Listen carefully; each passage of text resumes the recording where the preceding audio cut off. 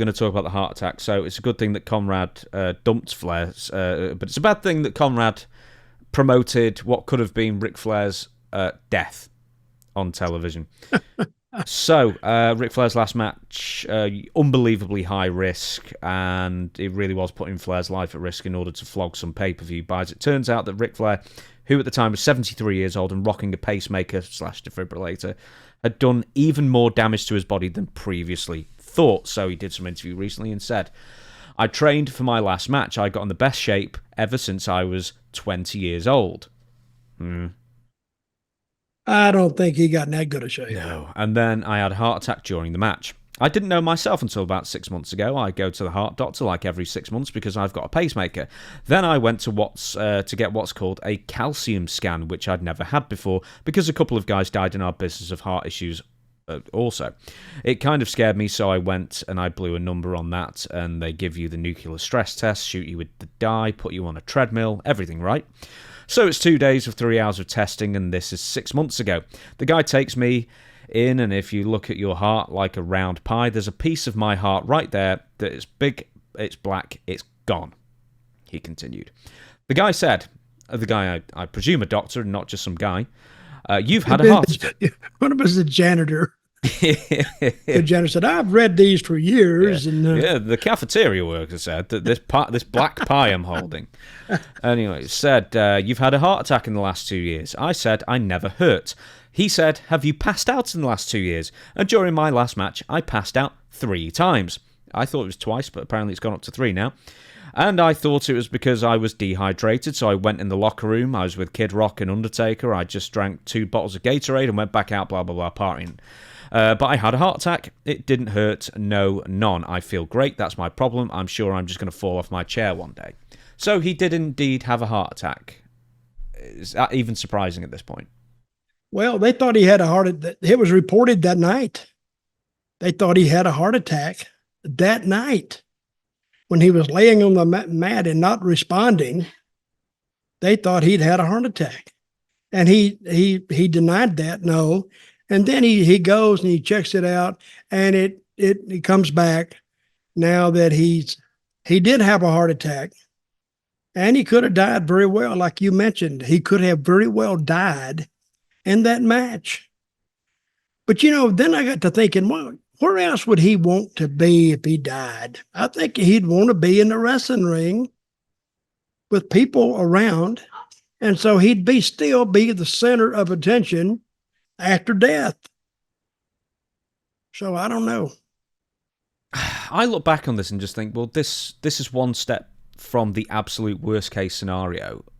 Like, it's just some sort of like negligent suit. I mean, obviously Ric Flair's not, it was his idea, I guess, but I mean, I just sort of like think of the complete negligence of allowing someone that old with that bad of a health history, at least in the last few years, with a pacemaker back in the ring, and then he keeps on collapsing. And he still beats Jeff Jarrett. There is negligence there. But where is the negligence on part of? The promoter, which was partly Flair. Him and his father-in-law. Son-in-law.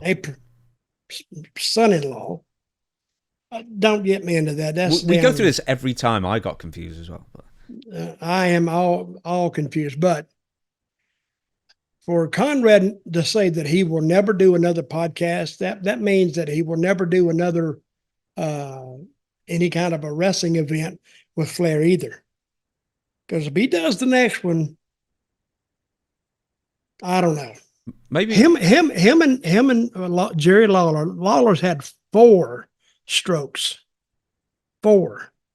And Flair's had how many heart attacks? Well, I mean, not even the heart attack was the thing. It was this complete organ failure that he had a couple of years beforehand. And then he started drinking again and, carrying on. Well, it goes to show me that Flair don't give a crap whether he lives or dies, which is good, I guess, if you can atone yourself to that. And you said, well, I've had as much fun as I can have, and I'm ready to go on. So, and he may be ready. I don't know. I can't answer for him. So just to add one more thing. We'll see what happens to him. Just to add one more thing. So it should be noted that Flair looked better in the training footage. We've talked about this before. In the training footage that was released like 2 months before the main match. And then he couldn't train for the last few weeks because he had plantar fasciitis, which is, pain in the foot. So basically, he couldn't train for weeks. He probably lost all of his gains because he's 73 at this point. You've got to train consistently. It's harder to sort of get fit, obviously, at that age. And then, he drank heavily beforehand. I mean, at some point when he can't train, he's got plantar fasciitis. At some point, should someone have just stepped in and said, this show is off? I mean, isn't this what, athletic commissions don't really exist too much for wrestling these days? But no. But, I mean, shouldn't someone in legal or, something like that have just said, this is a complete folly? Or was it just too much money? They didn't have a legal. It was an independent show set up like some guy runs the town down the street in a high school gym. That's basically what it was. It was run on a shoestring, for except what they paid their talent. And they had a big house. Flair said he got $300,000 of it. I don't believe that at all, that he got $300,000. If he did, congratulations, Rick. You made $300,000 you didn't expect. Can you imagine getting up one morning and all of a sudden $300,000 just drops out of the sky on you? Oh, here it is. Here's your payoff. Good. But so if he had had a heart attack, you're saying, would they be a legal suit to be involved? Well, could it have been? Well, I suspect if he died, I mean, I don't know. I mean, who would sue who? I guess they're all family, but it smacks of just something that should have been stopped. I mean, it shouldn't really have been suggested ever. Yeah. But it seems like there were warning signs to stop this before Ric Flair actually got out there and then collapsed 3 times and had a heart attack. See, everything about Flair is to make him look like the center of attention. When he when he goes as far to have a legitimate heart attack, to be the center of attention, I think he's pretty serious on that. Well, so, Flair, you do what you want to do, buddy, and I'm pulling for you. I think you're a piece of crap, but other than that, so enjoy your life.